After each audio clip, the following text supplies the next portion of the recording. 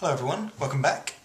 Today we're going to be doing premises and first principles in logic, and it's going to be a slightly different form to other educational videos I've done in the past because I'm going to be discussing a video that's already on YouTube, or at least a series of videos that's already been on YouTube, and I'm going to post a video response to the one specific one that led me onto here.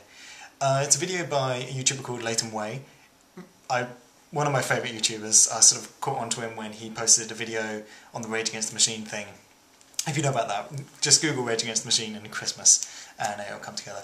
But yeah, I've been following him for a while. He's a sort of atheist. He's a guy about sort of my age, does videos on big issue topics, and he's sort of involved in the atheist community on YouTube. But I was watching him and he had a debate, or not debate, he had an argument with another YouTuber called Other4815, Other4185. Really hard to find stuff on him. Does he just delete his videos as soon as he makes them or something? And he had two, but he seemed relatively famous within the YouTube community. But anyway, he had this discussion with him about whether a crime is based on who you've wronged or whether it's based on the wrong itself.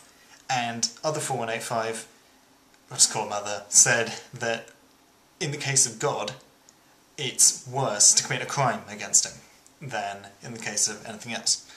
And Way said, no, it's equal for everyone.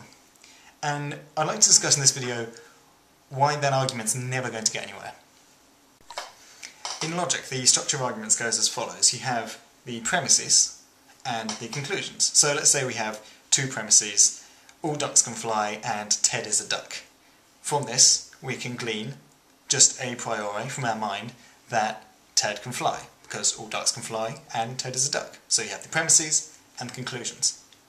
In all logically rigorous ethical treatments, such as, communism, anarcho-capitalism, pacifism, these wide things that you might have heard of, there are in general, and there should be if they're to be logically rigorous, ground axioms, or, first principles and premises to the entire thing.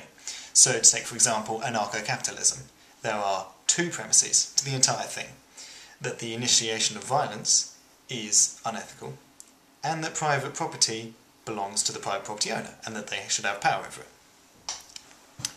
Equally, I'm sure communism, I haven't, researched it properly, but I'm sure communism come to its own conclusions based on its own set of different premises. And now these two ideologies are radically different. One is right liberal, one is left authoritarian. They're entirely different. In the same way, Latham and Other4185 are going to come to different conclusions based on their own ethical premises. And they're going to keep arguing these conclusions until the cows come home. They're just going to keep cracking their skulls together forever because they have these different premises, and they're not willing to admit this. They're not willing to admit that they're not going to get anywhere. I mean, maybe they're doing it for YouTube views. It's quite entertaining, and it's nice to sort of think about arguments and structure, and it's nice. Theology is always interesting. But the problem is, the two are never going to get anywhere, and who knows? There might be more back and forth between the two. I know there was a response to Way from someone else video recently. Other's first principle is probably that the Bible is the word of God and is to be obeyed. Latham's first principle is probably some kind of, he never stated it, but it's probably some kind of modern utilitarianism type thing. If he's any sort of person that's, brought up in a similar way to me, it's probably the way he's been raised. The kind of view of socialism. I don't want to put words in his mouth, but that's probably the type of thing. It's definitely not going to be the same one as the Bible is the word of God, given that he's an atheist. So, Other is going to come to the conclusion that it's worse to commit a crime against God, because in the Bible it says that the crime is wrong. Fine. And it also says that you're to respect and revere authority.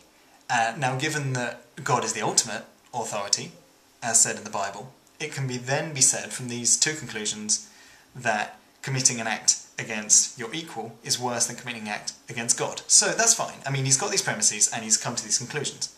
Perfectly fine. Way is going to come from different premises and is going to come to different conclusions based on these premises. and he's going to come to the conclusion that it's all equal against everyone, from whatever premises he has. I mean, he's obviously got his own reasons, and if he hasn't thought of his own premises yet and really evaluated his own ethical views on things, it's something I'd recommend if you're watching. It's and to all my subscribers as well, I hope that you can give this a go yourself. Take a thing, ask whether it's right or wrong, then keep asking yourself, why is that wrong? Why is that wrong? Why is that wrong? Keep going down with that. Okay, so you murdered someone, why is murdering wrong? Well, it takes away their life, it's unfair. And just sort of keep going on that sort of route till you find your core beliefs. And it's these core beliefs that is the reason that this debate is not going to go anywhere. And I mean, I'm fine for it to carry on. It's great fun talking to fundamentalists and stuff like that. But, just be aware that you're coming from completely different places. If you want to take down others' tree of logic, you need to attack lower. At the moment, chopping off the top leaves is not gonna cut the tree down. And it might discourage the tree from growing a little bit, but it's not going to chop it down. To attack branches, you need to attack the roots itself.